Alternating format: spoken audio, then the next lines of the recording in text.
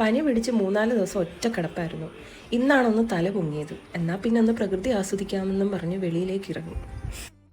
പൊതുവേ ഞാനാണ് ഈ കാന്താരിയും കോവയ്ക്കൊക്കെ ഇവിടെ ഉള്ളത് പറിക്കാറ്. അപ്പം ഞാൻ ഇത്ര ദിവസം വീടിൻ്റെ അകത്തായതുകൊണ്ട് അതിൻ്റേതായിട്ടുള്ള കാര്യങ്ങൾ കാണാനുണ്ട്. എല്ലാം ഇങ്ങനെ തളർത്ത് നിൽക്കുകയാണ്.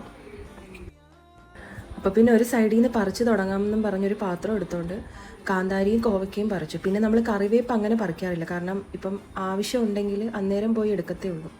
2 സൈസ് കറിവേപ്പുണ്ട്. ഇത് പാണ്ടിക്കറിവേപ്പാണ്. ഇതിന് കുറച്ചും കൂടി മണം കൂടുതലാണ്.